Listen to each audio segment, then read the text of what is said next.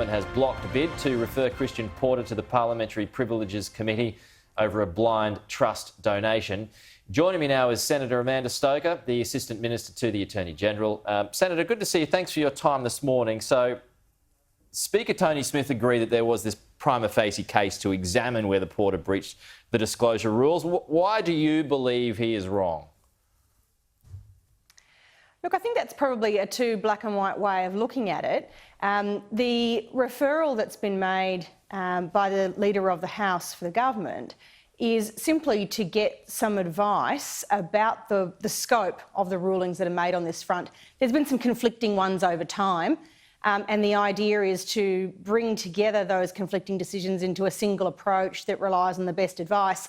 It's not saying no for all time, but it's about making sure that whatever does happen happens on the basis of the right legal position. So I don't see it as a shutdown. I see it as a delay while people get the right facts in front of them, and to make sure that this is dealt with, I guess, in a consistent way across all the parties and all the people in this place, rather than just targeting one individual on the basis of a legal approach that's something of an outlier compared to the way it's been handled in the past. This is a blind trust, though, which is different to the others. Why shouldn't a blind trust be examined? I'm not saying blind trusts shouldn't be examined. All I'm saying is that we need to make sure that when we deal with these things, we've got a clear position that's going to apply equally to all people, whatever their political colours, rather than being used as a witch hunt for one person for a politicised purpose. Is Christian Porter being protected from scrutiny?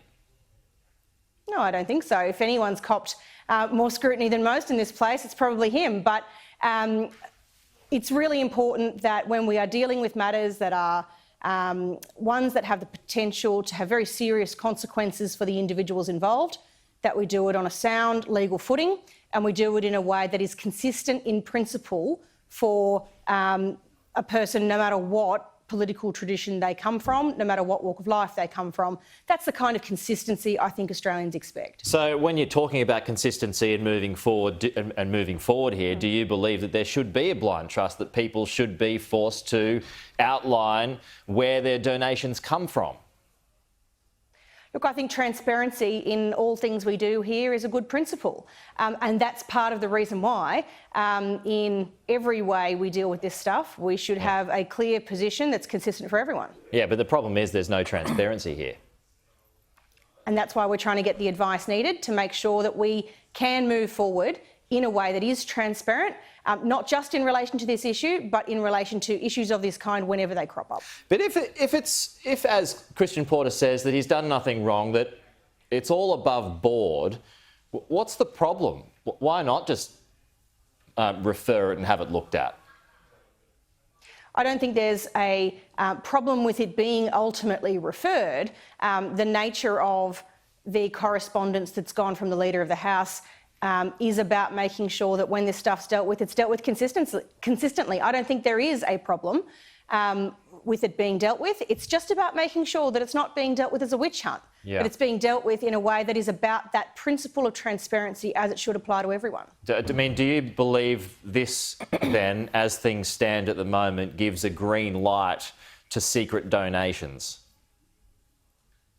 No, I don't think so, and I don't think anybody in this place would regard secret political donations as something that's acceptable. In fact, we have an electoral act that's all about making sure we've got transparency around these things. But of course, the situation of funding legal proceedings that are something separate from public monies and public campaigns is in a slightly different category. We want to make sure that the principles around how to deal with that transparently are clear and consistent, and that's the goal of the dialogue that's been entered into by Peter Dutton as Leader of the House. Now, Amanda Stoker, appreciate your time though. We'll talk to you soon. Thank you. We'll talk to you later on.